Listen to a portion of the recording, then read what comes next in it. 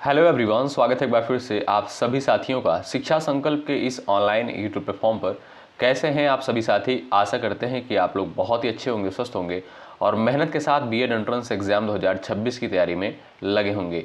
साथियों, आप सभी को पता है डेली सुबह 11:30 बजे सामान्य ज्ञान की स्पेशल क्लास होती है जो कि बीएड एंट्रेंस एग्जाम 2026 के लिए महत्वपूर्ण है। आप किसी भी स्टेट से उस स्टेट के बीएड परीक्षा की तैयारी कर रहे हैं तो डेली सुबह 11:30 बजे इस क्लास को करना बिल्कुल मत भूलिएगा। हमने आपसे कहा था यदि आप लोग डेली इन क्लासेस को अटेंड कर रहे हैं आपको जीके जीएस सेगमेंट में कोई समस्या नहीं होगी। तो आइए शुरुआत करते हैं बिना किसी देरी के। आप लोग पूरे धैर्य के साथ अंत तक बने रहिएगा। पहला क्वेश्चन देखिएगा, सब लोग आंसर दीजिएगा। निम्नलिखित में से ऋग्वेद में सर्वाधिक महत्वपूर्ण एवं प्रमुख देवता जो है किसे माना गया है? इंद्र को, अग्नि को, पशुपति को, विष्णु को? ये आपका मोस्ट इंपॉर्टेंट सवाल है, सभी साथियों का उत्तर आना चाहिए। बताएं। यहाँ पर जो भी साथी जा रहे हैं ऑप्शन नंबर ए पर वो बिल्कुल राइट हो जाएंगे। साथियों ध्यान रखिएगा, सवाल अगर आपसे पूछा जाए निम्नलिखित में से ऋग्वेद में जो है सर्वाधिक महत्वपूर्ण एवं प्रमुख देवता किसे माना गया है तो इंद्र को जो है माना गया है। ठीक है साथियों, ध्यान रखिएगा। कभी कभी एक सवाल और पेपर में बनता है कि ऋग्वेद में जो है किस देवता को पुरंदर कहा गया है? पुरंदर किसे कहा गया है? तो ध्यान रखिएगा साथियों, इंद्र को ही जो है पुरंदर कहा गया है। ठीक है साथियों, अगर बात करें वेदों की संख्या कितनी है, आप जानते होंगे 4 वेद हैं। कौन कौन से? ऋग्वेद, यजुर्वेद, सामवेद और आपका जो है अथर्ववेद है।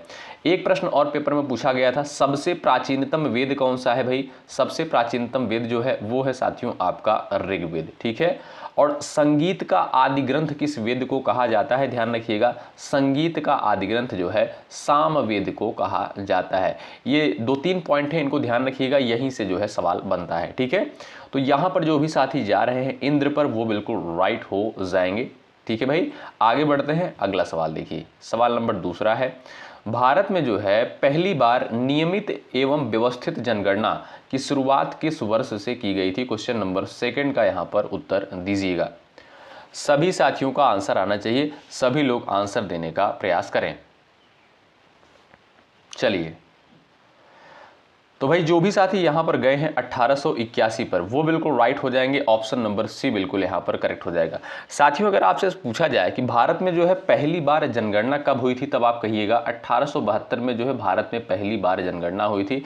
लेकिन अगर आपसे सवाल ऐसे पूछा जाए कि नियमित जनगणना कब से शुरू हुई थी, ध्यान रखिएगा 1881 से। कब? 1881 से जो है नियमित जनगणना का जो है प्रारंभ हुआ था। ठीक है भाई।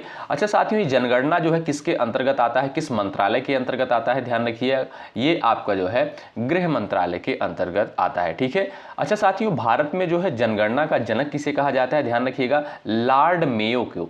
मोस्ट इंपॉर्टेंट सवाल है, लॉर्ड मेयो को जो है भारत में जनगणना का जनक कहा जाता है। ठीक है, तो यहां पर जो भी साथी सी ऑप्शन पर गए हैं वो बिल्कुल राइट हो जाएंगे। साथियों, यहां से सवाल बनता है, आप लोग ध्यान रखिएगा। एक बार फिर से मैं आपका रिवीजन करवा देता हूं, ध्यान से सुनिएगा।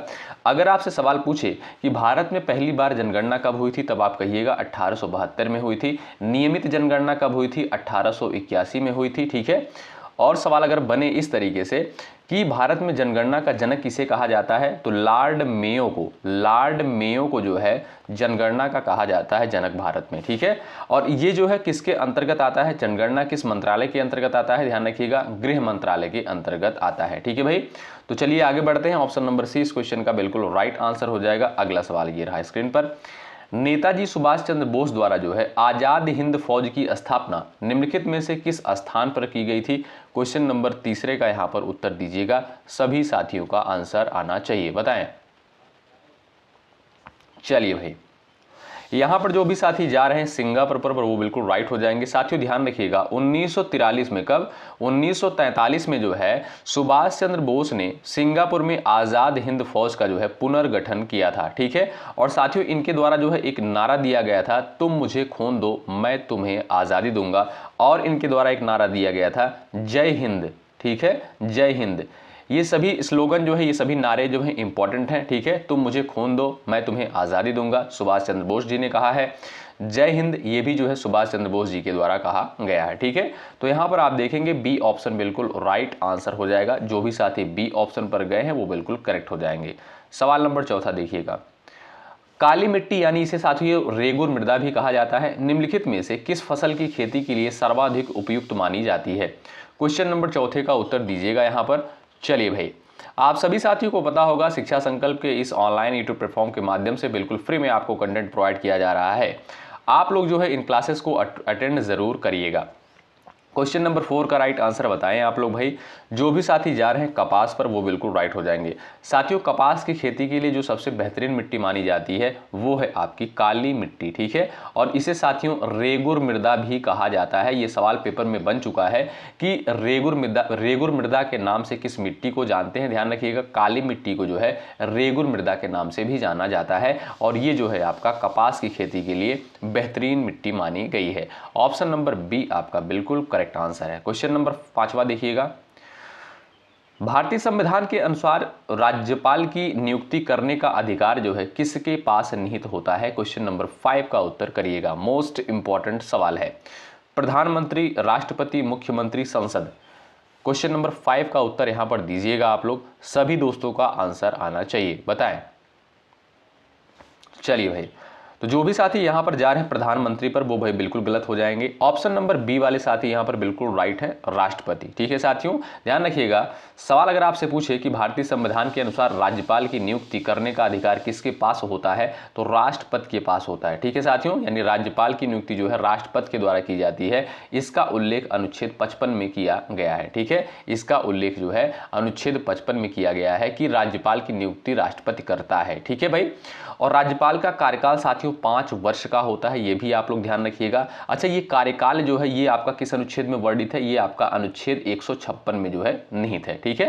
यानी राज्यपाल का जो साथियों कार्यकाल है ये आपका अनुच्छेद 156 में निहित है और राज्यपाल की नियुक्ति जो राष्ट्रपति करता है ये आपका अनुच्छेद 155 में जो है निहित है। ध्यान रखिएगा, यहां पर आपका बी ऑप्शन बिल्कुल राइट आंसर हो जाएगा। राज्यपाल की नियुक्ति राष्ट्रपति के द्वारा की जाती है। चलिए अगला सवाल देखिए। राष्ट्रीय मानवाधिकार आयोग में जो है कुल कितने सदस्य होते हैं? क्वेश्चन नंबर 6 का आप लोग उत्तर यहां पर करिएगा, बताएं भाई। चलिएगा, राष्ट्रीय मानवाधिकार आयोग में कुल कितने सदस्य होते हैं? सभी लोग आंसर यहां पर देने का प्रयास करेंगे। साथियों, यहां पर अगर आप देखेंगे ऑप्शन जो है आपका यहां पर गलत देखने को मिल रहा है, ठीक है। अगर आप देखेंगे राष्ट्रीय मानवाधिकार आयोग में जो है कितने पूर्णकालिक सदस्य होते हैं तो भाई 5 होते हैं। ध्यान रखिएगा, ऑप्शन को जो है यहां पर आप लोग करेक्ट कर लीजिएगा, ठीक है। साथियों, एक सवाल और पूछता है कि राष्ट्रीय मानवाधिकार आयोग का जो है गठन कब किया गया था? ध्यान रखिएगा, 12 अक्टूबर 1993 को। कब भाई? 12 अक्टूबर 1993 को जो है राष्ट्रीय मानवाधिकार आयोग का जो है गठन किया गया था, ठीक है भाई। और इसमें कितने सदस्य होते हैं? 5 सदस्य होते हैं, ये भी पॉइंट आप लोग ध्यान रखें। अगला सवाल देखिए भाई। भारतीय राष्ट्रीय कांग्रेस की स्थापना जो है निम्नलिखित में से किस वर्ष में की गई थी? क्वेश्चन नंबर 7 का आंसर दीजिए।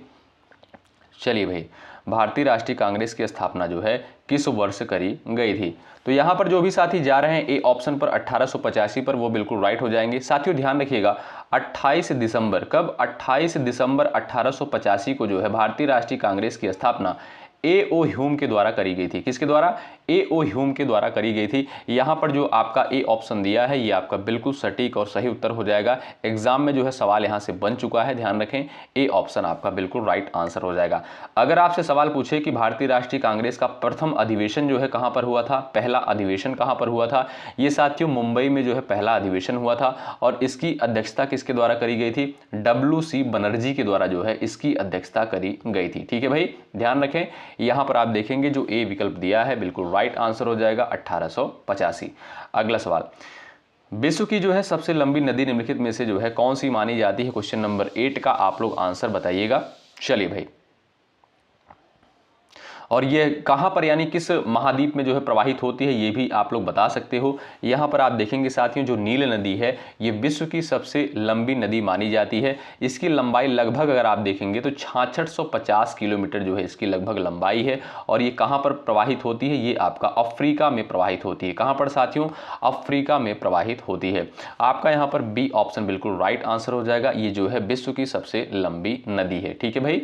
अगला सवाल देखें, सवाल नंबर नेक्स्ट है, भारत में जो है बंजर भूमि का सर्वाधिक विस्तार किस राज्य में पाया जाता है? क्वेश्चन नंबर 9 का उत्तर बताएं भैया आप लोग। चलिएगा, सही उत्तर क्या हो जाएगा बताएं।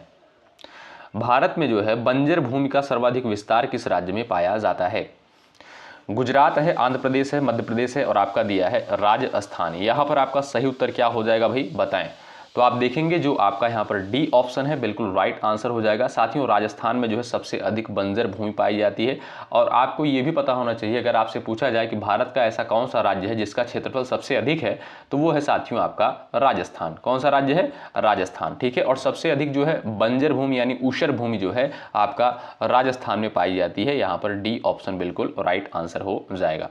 अगला सवाल देखिएगा, रक्त का जो है थक्का जमने की प्रक्रिया में कौन सा विटामिन सहायक होता है बताएं। ब्लड क्लॉटिंग की प्रक्रिया में जो है कौन सा विटामिन सहायक होता है? विटामिन के है, डी है, सी है और आपका दिया है विटामिन बी। सभी साथियों का यहां पर आंसर आना चाहिए। बताएं आपका सही उत्तर क्या है, आंसर दीजिएगा। यहां पर आप देखेंगे साथियों जो विटामिन के है वो बिल्कुल आपका बिल्कुल राइट आंसर हो जाएगा। ए ऑप्शन वाले दोस्त यहां पर बिल्कुल सही हो जाएंगे। अगला सवाल ध्यान से देखिएगा और उत्तर करिएगा। भारतीय संविधान के अनुसार लोकसभा की अधिकतम सदस्य संख्या कितनी निर्धारित की गई है? चलिए क्वेश्चन नंबर यहां पर 11 दिया है, इसका उत्तर आप लोग करिएगा। 545 है, 552 है, 530 है और आपका दिया है 560। यहां पर सही उत्तर क्या हो जाएगा बताएं। तो बात करें साथियों अगर हम यहाँ पर लोकसभा की, तो आप सभी दोस्तों को पता होगा, अगर आपसे सवाल पूछे कि संसद के जो है कितने सदन हैं, संसद के जो है कितने सदन होते हैं, तो आप जानते होंगे भाई 2 सदन हैं। एक होती है आपकी लोकसभा और दूसरी होती है भाई आपकी राज्यसभा। ठीक है, लोकसभा का उल्लेख साथियों अनुच्छेद 81 के तहत किया गया है और राज्यसभा का उल्लेख अनुच्छेद 80 के तहत किया गया है और संसद का उल्लेख जो है अनुच्छेद 79 यानी 79 के अंतर्गत किया गया है। लोकसभा को साथियों निम्न सदन कहा जाता है और राज्यसभा को जो है उच्च सदन कहा जाता है। लोकसभा के जो सदस्य होते हैं इनका कार्यकाल 5 वर्ष होता है, राज्यसभा के सदस्यों का कार्यकाल जो होता है भाई 6 वर्ष होता है। यहां पर आपसे सवाल करता है कि भारतीय संविधान के अनुसार लोकसभा की अधिकतम सदस्य संख्या जो है कितनी निर्धारित की गई है? 552। ऑप्शन नंबर बी बिल्कुल यहां पर आपका सही आंसर है। अगला सवाल देखिएगा, सवाल नंबर 12 है, भारत का जो है लौह पुरुष की उपाधि निम्नलिखित में से जो है किस महान नेता को दी गई है? क्वेश्चन नंबर 12 का यहां पर आंसर करें आप लोग। चलिएगा, भारत का जो है लौह पुरुष की उपाधि निम्नलिखित में से किस महान नेता को दी गई है? क्वेश्चन नंबर यहां पर 12 का आंसर आना चाहिए। सभी लोग यहां पर आंसर देने का प्रयास करें। चलिए, तो आप देखेंगे साथियों सरदार वल्लभ भाई पटेल। ऑप्शन नंबर बी बिल्कुल राइट आंसर हो जाएगा। सरदार वल्लभ भाई पटेल को जो है भारत का लौह पुरुष जो है कहा गया है। ठीक है, ध्यान रखिएगा साथियों। और अगर आपसे सवाल पूछे कि भारत के जो है पहले गृह मंत्री कौन थे, ध्यान रखिएगा सरदार वल्लभ भाई पटेल ही भारत के जो है प्रथम गृह मंत्री थे। ध्यान रखिएगा, ऑप्शन नंबर बी वाले दोस्त यहां पर बिल्कुल राइट हो जाएंगे। अगला सवाल, 1857 के क्रांति में प्रथम शहीद के रूप में जो है निम्नलिखित में से किसे माना जाता है? बताएं। चलिए भाई, सही उत्तर क्या है? यहां पर सभी दोस्तों का आंसर आना चाहिए। बताएं। चलिए, मंगल पांडे है, तांत्या टोपे हैं, रानी लक्ष्मीबाई हैं, बेगम हजरत महल हैं। तो आप देखेंगे साथियों यहाँ पर जो आपका ए ऑप्शन जो भी दोस्त जा रहे हैं मंगल पांडे पर, वो बिल्कुल यहाँ पर राइट हो जाएंगे। ए ऑप्शन आपका करेक्ट आंसर है। सवाल नंबर 14 है, इंपॉर्टेंट है, ध्यान दीजिएगा। पृथ्वी के वायुमंडल में जो है सर्वाधिक मात्रा में पाई जाने वाली गैस कौन सी है? ऑक्सीजन है, नाइट्रोजन है, कार्बन डाइऑक्साइड है और यहाँ पर दिया है आपका हाइड्रोजन। यहाँ पर आपका सही आंसर क्या है बताइएगा। पृथ्वी के वायुमंडल में जो है सर्वाधिक मात्रा में जो है पाई जाने वाली गैस कौन सी है? अगर साथियों यहां पर बात करें ऑक्सीजन की, तो वायुमंडल में जो है ऑक्सीजन का परसेंटेज कितना होता है? 21% जो है ये आपका ऑक्सीजन पाई जाती है। ठीक है, यानी O2 वायुमंडल में। नाइट्रोजन की बात करें साथियों, नाइट्रोजन आप देखेंगे सर्वाधिक पाई जाती है, कितना? 78% जो है नाइट्रोजन वायुमंडल में पाई जाती है और सबसे अधिक जो है यही गैस पाई जाती है वायुमंडल में। कार्बन डाइऑक्साइड अगर आप देखेंगे तो ये जो है आपका 0.03%। ठीक है, 0.003% जो है ये आपका कार्बन डाइऑक्साइड की मात्रा पाई जाती है। ठीक है, अगला सवाल देखिए, प्राचीन तक्षशिला विश्वविद्यालय जो है निम्नलिखित में से किन 2 नदियों के मध्य स्थित था? क्वेश्चन नंबर 15 का आंसर बताएं। चलिए, सिंधु तथा झेलम, झेलम तथा रावी, व्यास तथा सिंधु, सतलज तथा सिंधु। क्वेश्चन नंबर आपका 15 यहाँ पर आंसर दीजिएगा। तो साथियों अगर आपसे पूछा जाए कि तक्षशिला विश्वविद्यालय जो है वर्तमान में कहाँ पर किस देश में स्थित है, तो आप जानते हैं ये आपका पाकिस्तान में है। कहाँ पर साथियों? पाकिस्तान में है और ये जो है प्राचीन शिक्षा का केंद्र था, आप जानते होंगे। और ये आप देखेंगे साथियों किस नदी के मध्य है? सिंधु और झेलम नदी के मध्य है। ए ऑप्शन जो आपका दिया है बिल्कुल सही उत्तर होगा। अगला सवाल, नीति आयोग की स्थापना जो है भारत सरकार द्वारा किस वर्ष में की गई थी? क्वेश्चन नंबर 16 का यहाँ पर आंसर बताएं। 2014 में, 15 में, 16 में और आपका दिया है 2017। बताएं। नीति आयोग की स्थापना जो है भारत सरकार द्वारा किस वर्ष करी गई थी? क्वेश्चन नंबर 16 का राइट आंसर आप लोग यहां पर कर सकते हो। चलिए, तो यहां पर देखेंगे साथियों, जो आपका बी ऑप्शन दिया है बिल्कुल राइट आंसर हो जाएगा। 1 जनवरी 2015 को, कब भाई? 1 जनवरी 2015 को जो है नीति आयोग की स्थापना करी गई थी। अगर आपसे सवाल पूछे कि नीति आयोग के जो है अध्यक्ष कौन होते हैं, तो भाई प्रधानमंत्री जो होते हैं साथियों, ये जो है नीति आयोग के अध्यक्ष होते हैं। सवाल पेपर में बन चुका है, ध्यान रखें। ऑप्शन नंबर आपका जो बी दिया है बिल्कुल राइट आंसर हो जाएगा 2015। भाखड़ा नांगल बांध जो है निम्नलिखित में से किस नदी पर निर्मित है? क्वेश्चन नंबर 17 का उत्तर बताइए। चलिए, भाखड़ा नांगल बांध जो है निम्नलिखित में से किस नदी पर स्थित है? एक बार सभी साथी जो है सेशन को लाइक कर दीजिएगा, शेयर कर दीजिएगा। यदि आप चैनल पर नए हैं सब्सक्राइब भी कीजिए। बहुत मेहनत के साथ इस कंटेंट को तैयार किया जाता है आप सभी के लिए, तो आपका कर्तव्य बनता है सेशन को जरूर से जरूर शेयर करें और लाइक की संख्या बढ़ाएं। ठीक है, कंटेंट यहाँ पर साथियों बिल्कुल बेहतरीन कंटेंट आपको दिया जा रहा है। अगर देखिए ट्रस्ट है तो आप देखिएगा साथियों, अगर आपको ट्रस्ट नहीं होता है, क्योंकि जानते हैं यूट्यूब की दुनिया है, यहाँ पर बहुत सारे कंटेंट आपको देखने को मिलते हैं, बहुत सारे टीचर पढ़ाने वाले हैं, तो आप लोग जो है एक बार PYQ यानी पिछले साल का प्रश्न पत्र उठाकर देखेंगे तो पाएंगे कि यहाँ पर जो कंटेंट आपको दिया जा रहा है बिल्कुल पेपर पैटर्न के आधार पर ही प्रोवाइड किया जा रहा है। तो भाखड़ा नांगल बांध जो है निम्नलिखित में से किस नदी पर निर्मित है? ये आप देखेंगे साथियों सतलुज नदी पर स्थित है। ऑप्शन नंबर बी बिल्कुल यहाँ पर राइट आंसर हो जाएगा, ध्यान रखें। अगला सवाल, वेदों की जो है मूल भाषा निम्नलिखित में से कौन सी है? पाली है, संस्कृत है, प्राकृत है, अपभ्रंश है, बताएं। चलिए, यहां पर आपका सही उत्तर क्या हो जाएगा? वेदों की जो है मूल भाषा निम्नलिखित में से कौन सी है? तो आप देखेंगे संस्कृत जो है क्या है, ये आपका वेदों की मूल भाषा है। ऑप्शन नंबर बी बिल्कुल राइट आंसर है। हमने आपको स्टार्टिंग में ही बता दिया था कि वेदों की संख्या कितनी है, 4 है। सबसे प्राचीनतम वेद है जो है आपका ऋग्वेद। ठीक है, कई बार ये सवाल पेपर में बना है कि सबसे प्राचीनतम वेद कौन सा है। स्वराज मेरा जन्म सिद्ध अधिकार है, यह प्रसिद्ध कथन जो है किसके द्वारा दिया गया? बताएं। स्वराज मेरा जो है जन्म सिद्ध अधिकार है, यह कथन किसके द्वारा दिया गया? बताएं।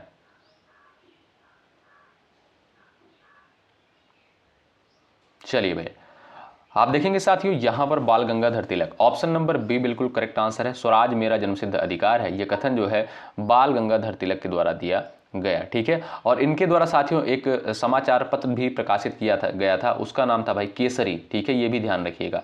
तो ऑप्शन नंबर बी आपका राइट आंसर है इस क्वेश्चन का। अगला सवाल, पृथ्वी पर जो है 1 डिग्री देशांतर की दूरी लगभग जो है कितनी होती है? मोस्ट इंपॉर्टेंट सवाल है, बताएं। पृथ्वी पर 1 डिग्री देशांतर की जो है दूरी लगभग कितनी होती है? साथियों आप जानते होंगे ये है आपकी पृथ्वी और ये होती है सभी अक्षांश रेखाएं होती हैं, और ये जो आपकी होती है ये आपकी देशांतर रेखाएं होती हैं। ठीक है, जो आपकी खड़ी लाइनें होती हैं ये आपकी देशांतर होती हैं, जो आपकी जो है ये लाइनें होती हैं क्षैतिज वाली लाइनें होती हैं, ये आपकी अक्षांश रेखाएं होती हैं। ठीक है, ध्यान रखिएगा। तो यहाँ पर आपसे सवाल करता है पृथ्वी पर 1 डिग्री देशांतर की जो है दूरी लगभग कितनी होती है? ध्यान रखें 111 किलोमीटर। कितना भाई? 111 किलोमीटर। ए ऑप्शन आपका बिल्कुल यहाँ पर सही उत्तर है। अगला सवाल, भारत के राष्ट्रपति का कार्यकाल जो है कितने वर्षों का होता है? 21 नंबर के क्वेश्चन का आंसर कीजिए यहाँ पर भाई। चलिए, यहां पर आपका सही आंसर बताइएगा। 4 वर्ष, 5 वर्ष, 6 वर्ष और आपका दिया है 7 वर्ष। तो भारत के राष्ट्रपति का जो कार्यकाल होता है साथियों 5 वर्ष होता है। कितना भाई? 5 वर्ष होता है। और आप देखेंगे ये जो है आपका अनुच्छेद 56 में, कहां पर भाई? अनुच्छेद 56 में जो है इसका उल्लेख मिलता है राष्ट्रपति के कार्यकाल का। ठीक है, राष्ट्रपति के कार्यकाल से संबंधित आर्टिकल कौन सा है? ध्यान रखिएगा, आर्टिकल 56 यानी अनुच्छेद 56। ठीक, तो यहाँ पर आप देखेंगे बी ऑप्शन जो दिया है बिल्कुल राइट आंसर हो जाएगा। अच्छा आप बताइएगा साथियों, महाभियोग यानी जो भारत के राष्ट्रपति पर महाभियोग लगाया जाता है ये आपका किस अनुच्छेद में वर्णित है? मोस्ट इंपॉर्टेंट है, कई बार सवाल पूछा गया है और कई बार हमने क्लास में जो है करवाया है। लाल त्रिकोण का संबंध जो है निम्नलिखित में से किस कार्यक्रम से है? बताएं। लाल त्रिकोण का संबंध जो है निम्नलिखित में से किस कार्यक्रम से है? सभी दोस्त उत्तर करिएगा। तो ये जो है साथियों आपका परिवार नियोजन से संबंधित है। ऑप्शन नंबर बी जो दिया है बिल्कुल सही उत्तर हो जाएगा। अगला सवाल, चिपको आंदोलन की शुरुआत जो है भारत के किस राज्य से हुई थी? बताएं। क्वेश्चन नंबर आपका 23 दिया है, उत्तर करिएगा। चिपको आंदोलन की शुरुआत भारत में किस राज्य से हुई थी? हिमाचल प्रदेश है, उत्तराखंड है और आपका दिया है बिहार, मध्य प्रदेश। 4 ऑप्शंस आपके सामने दे दिए गए हैं। जो भी साथी यहाँ पर जा रहे हैं उत्तराखंड पर, वो बिल्कुल यहाँ पर राइट हो जाएंगे। ऑप्शन नंबर बी वाले साथी यहाँ पर बिल्कुल करेक्ट हो जाएंगे। ठीक है, अगला क्वेश्चन यहाँ पर देखिए भाई, सवाल नंबर नेक्स्ट है, योग का उल्लेख जो है निम्नलिखित में से किस वेद में देखने को मिलता है? क्वेश्चन नंबर 24 दिया है, उत्तर दीजिएगा आप लोग। चलिए, योग का उल्लेख साथियों जो है ये आपका किस वेद में देखने को मिलता है? ऋग्वेद, सामवेद, अथर्ववेद और आपका दिया है यजुर्वेद। तो ये साथियों आप देखेंगे ऋग्वेद में। ठीक है, ध्यान रखिएगा, इंपॉर्टेंट सवाल है, ए विकल्प आपका बिल्कुल सही उत्तर है। अगला सवाल, अर्थशास्त्र नामक प्रसिद्ध ग्रंथ के लेखक जो है कौन थे? बताइए। यहाँ पर आपका सही उत्तर क्या है? सभी लोग उत्तर देने का प्रयास करिएगा। अर्थशास्त्र नामक प्रसिद्ध ग्रंथ के जो है लेखक कौन है भाई? चाणक्य हैं। ए ऑप्शन बिल्कुल राइट आंसर हो जाएगा। इन्हें जो है अन्य नामों से भी जाना जाता है, कौटिल्य के नाम से भी जानते हैं, विष्णुगुप्त के नाम से भी जाना जाता है। ठीक है, ध्यान रखें, ए ऑप्शन बिल्कुल राइट आंसर हो जाएगा। और चंद्रगुप्त मौर्य का जो है गुरु माना जाता है इन्हें, आप ये भी पता होगा आपको। चलिए अगला सवाल देखते हैं, ये रहा, लॉर्ड क्लाइव ने बंगाल के नवाब सिराजुद्दौला को निम्नलिखित में से किस प्रसिद्ध युद्ध में जो है पराजित किया था? प्लासी का युद्ध, बक्सर का युद्ध, पानीपत का युद्ध और आपका है हल्दी घाटी का युद्ध। 26 नंबर के क्वेश्चन का आंसर कर सकते हो। तो साथियों देखेंगे यहाँ पर जो आपका प्लासी का युद्ध दिया है ये बिल्कुल राइट आंसर हो जाएगा। लॉर्ड क्लाइव ने जो है बंगाल के नवाब सिराजुद्दौला को निम्नलिखित में से किस प्रसिद्ध युद्ध में पराजित किया था? प्लासी के युद्ध में। प्लासी का युद्ध साथियों कब हुआ था? 1757 में। ठीक है, 23 जून 1757 को जो है यह युद्ध हुआ था। ठीक है भाई, आप देखेंगे ए ऑप्शन बिल्कुल राइट आंसर हो जाएगा। अगला सवाल, ब्रह्मोस निम्नलिखित में से जो है किस श्रेणी में आता है? उपग्रह, मिसाइल, टैंक, विमान, बताएं। चलिएगा, ब्रह्मोस जो है साथियों ये आपका किसके अंतर्गत आता है? आप जानते होंगे, ये जो है आपका मिसाइल के अंतर्गत आता है। बी ऑप्शन जो दिया है बिल्कुल आपका सही उत्तर है। अगला सवाल, विश्व प्रसिद्ध ऐतिहासिक स्मारक ताजमहल जो है निम्नलिखित में से किस नदी के तट पर स्थित है? 28 नंबर के क्वेश्चन का यहाँ पर आंसर आप लोग कर सकते हो, बताएं। विश्व प्रसिद्ध ऐतिहासिक स्मारक ताजमहल जो है निम्नलिखित में से किस नदी के तट पर जो है स्थित है? तो ये साथियों आप देखेंगे यमुना नदी के तट पर स्थित है। ठीक है, और इसका निर्माण जो है शाहजहां के द्वारा करवाया गया था। शाहजहां के द्वारा करवाया गया था, मुमताज की जो है याद में। आपका यहाँ पर देखेंगे राइट आंसर हो जाएगा यमुना, बी ऑप्शन करेक्ट हो जाएगा, यमुना नदी के तट पर है। अगला सवाल, लोकसभा के अध्यक्ष द्वारा जो है अपना त्याग पत्र निम्नलिखित में से किसे सौंपा जाता है? 29 नंबर के क्वेश्चन का आंसर करें। चलिए भाई, लोकसभा के अध्यक्ष द्वारा जो है अपना त्याग पत्र निम्नलिखित में से किसे सौंपा जाता है? तो यहां पर सही उत्तर हो जाएगा उपाध्यक्ष को सौंपा जाता है। ऑप्शन नंबर सी जो दिया है बिल्कुल सही उत्तर है। अगला सवाल, मानव शरीर में जो है लाल रक्त कणिकाओं का निर्माण निम्नलिखित में से कहां पर होता है? क्वेश्चन नंबर 30 का उत्तर बताएं। चलिए, क्वेश्चन नंबर 30 का आंसर दीजिएगा, मानव शरीर में लाल रक्त कणिकाओं का निर्माण जो है कहां पर होता है? तो इसका निर्माण साथियों होता है अस्थि मज्जा में। ऑप्शन नंबर यहां पर जो सी दिया है ये बिल्कुल राइट आंसर हो जाएगा। ठीक है भाई। अच्छा साथियों, आरबीसी का जो है जीवन काल कितना होता है आपको ये भी पता होना चाहिए, यानी लाल रक्त कणिकाओं का। तो आप देखेंगे 120 दिन। कितना साथियों? 120 दिन होता है। अगला सवाल ये रहा, भारत का जो है प्रथम कृत्रिम उपग्रह आर्यभट्ट जो है निम्नलिखित में से किस वर्ष प्रक्षेपित किया गया था?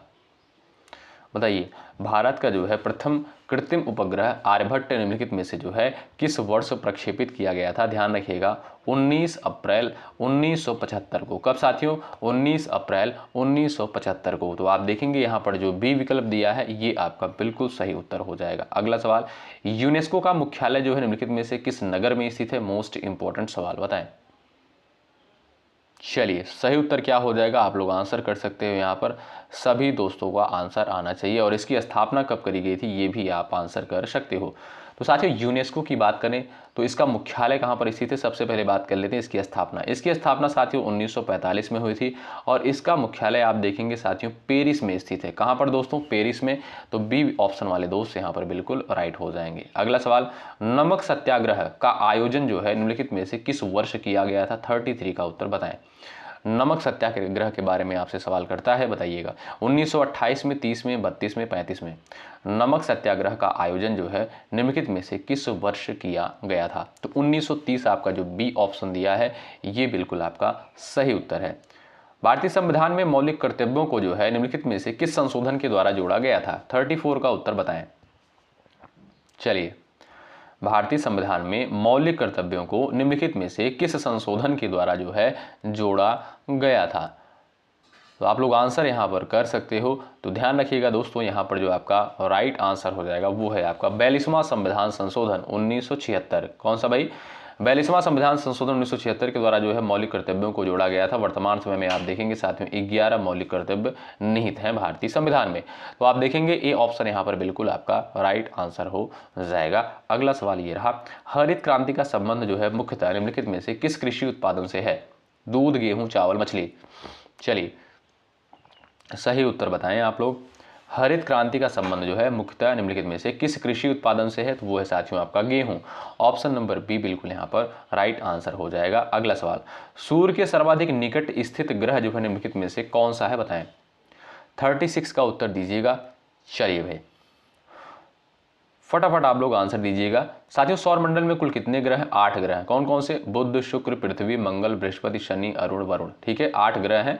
और सूर्य के जो है सर्वाधिक निकट ग्रह यहाँ से आपसे पूछा है, तो बुध जो है साथियों ये आपका सबसे निकटतम ग्रह है। ऑप्शन नंबर बी करेक्ट है। और ये साथियों सौर मंडल का सबसे छोटा ग्रह भी है। क्या भाई? ये जो है सौर मंडल का सबसे छोटा ग्रह भी है और ये सूर्य के जो है सबसे निकट भी स्थित है। ये भी आप लोग ध्यान रखिएगा।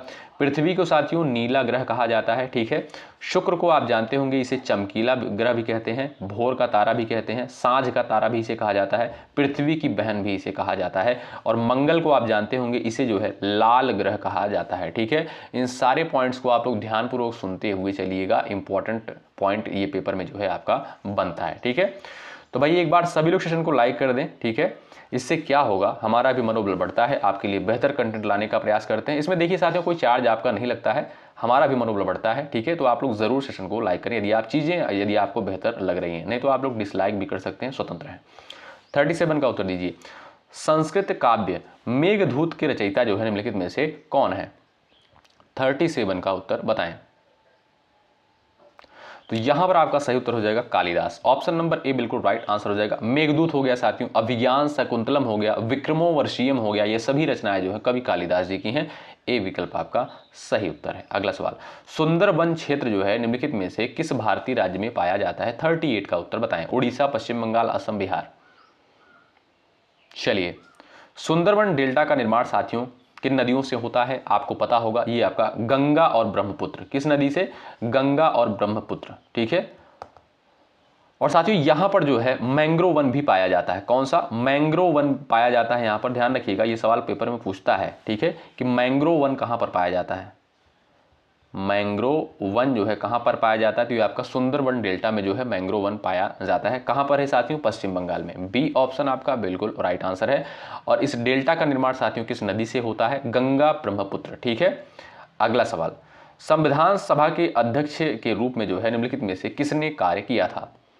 संविधान सभा के अध्यक्ष के रूप में जो है किसने कार्य किया था? तो डॉक्टर राजेंद्र प्रसाद जी थे। ये भारतीय संविधान सभा के जो है प्रथम अध्यक्ष थे। ऑप्शन नंबर बी बिल्कुल यहां पर सही उत्तर हो जाएगा। अगला सवाल, सामान्य नमक का रासायनिक नाम निम्नलिखित में से क्या है? बताइए, क्वेश्चन नंबर 40 का उत्तर करिए। सामान्य नमक का जो है रासायनिक नाम साथियों क्या है? क्वेश्चन नंबर 40 का आंसर यहां पर आप लोग बता सकते हो। राइट आंसर आपका क्या हो जाएगा? Sodium chloride, potassium chloride, calcium carbonate और आपका दिया है सोडियम बाइकार्बोनेट, तो वो है साथियों आपका NaCl, sodium chloride. Option number A वाले दोस्त राइट हैं। अगला सवाल, भारत छोड़ो आंदोलन के दौरान जो है दिया गया प्रमुख नारा निम्नलिखित में से कौन सा था? 41 का उत्तर बताएं। भारत छोड़ो आंदोलन के दौरान दिया गया प्रमुख नारा निम्नलिखित में से कौन था? तो वो था साथियों करो या मरो का नारा दिया गया था महात्मा गांधी के द्वारा। ठीक है, भारत छोड़ो आंदोलन की शुरुआत कब हुई थी? 1942 में हुई थी। किसके नेतृत्व में हुई थी? महात्मा गांधी के। ठीक है, तो भाई कौन सा नारा दिया गया था? ऑप्शन नंबर ए करो या मरो का नारा दिया गया था भारत छोड़ो आंदोलन के दौरान। अगला सवाल ये रहा, चंद्र ग्रहण की घटना निम्नलिखित में से जो है किस अवस्था में घटित होती है? अमावस्या के दिन, पूर्णिमा के दिन, प्रतिपदा के दिन, अष्टमी के दिन। बताइए। चंद्र ग्रहण की घटना साथियों पूर्णिमा के दिन घटित होती है। कब भाई? पूर्णिमा के दिन घटित होती है। आपका बी ऑप्शन जो दिया है बिल्कुल आपका सही उत्तर हो जाएगा, ध्यान रखें। अगला सवाल, भारत में जो है रिजर्व बैंक यानी आरबीआई का राष्ट्रीयकरण जो है निम्नलिखित में से किस वर्ष किया गया था? 43 का उत्तर बताइएगा यहाँ पर सभी दोस्त। चलिए, भारत में जो है रिजर्व बैंक का राष्ट्रीयकरण कब किया गया था? 1949 में साथियों, ध्यान रखिएगा 1949 में। ऑप्शन नंबर सी बिल्कुल राइट आंसर हो जाएगा। और साथियों आरबीआई की स्थापना कब हुई थी? ध्यान रखें, आरबीआई की स्थापना 1935 में जो है करी गई थी और इसका मुख्यालय कहाँ पर स्थित है? मुंबई में स्थित है, ध्यान रखें। और इसका राष्ट्रीयकरण कब हुआ था? 1949 में। सी विकल्प आपका बिल्कुल सही उत्तर हो जाएगा। वर्तमान में जो है आरबीआई के गवर्नर कौन है? इसका आंसर आप लोग करिएगा। अगला सवाल, राजाजी राष्ट्रीय उद्यान जो है निम्नलिखित में से किस राज्य में स्थित है? बताएं। क्वेश्चन नंबर आपका दिया है 44, सभी का उत्तर आना चाहिए। जो लोग बता रहे हैं उत्तराखंड वो बिल्कुल राइट है। ए ऑप्शन वाले दोस्त यहाँ पर करेक्ट हो जाएंगे। अगला सवाल, पद्मावत नामक काव्य की रचयिता निम्नलिखित में से कौन है? बताइए। यहाँ पर आपका सही उत्तर क्या हो जाएगा? सभी लोग आंसर छापिएगा। पद्मावत नामक जो है काव्य की रचयिता निम्नलिखित में से कौन है? तो वो है साथियों मलिक मोहम्मद जायसी। कौन भाई? मलिक मोहम्मद जायसी। ए ऑप्शन आपका बिल्कुल सही उत्तर है। अगला सवाल, पंचायती राज व्यवस्था का संवैधानिक प्रावधान जो है निम्नलिखित में से किस संशोधन की से संबंधित है? बताइएगा। सभी लोग आंसर करिएगा। यहां पर आपका राइट आंसर क्या है? पढ़िए और आंसर करिए। तो वो है साथियों आपका 73वां संविधान संशोधन। कौन सा भाई? 73वां संविधान संशोधन है। आपका सी ऑप्शन बिल्कुल राइट आंसर है। अगला सवाल, वायुमंडल में ऑक्सीजन की मात्रा लगभग कितनी होती है? अभी हमने आपको बताया 21%। ठीक है, ऑप्शन नंबर ए बिल्कुल करेक्ट आंसर है। अगला सवाल देखिए, हड़प्पा सभ्यता का प्रमुख स्थल हड़प्पा वर्तमान में जो है निम्नलिखित में से किस देश में स्थित है? भारत, पाकिस्तान, नेपाल, अफगानिस्तान। क्वेश्चन नंबर 48 का उत्तर बताएं।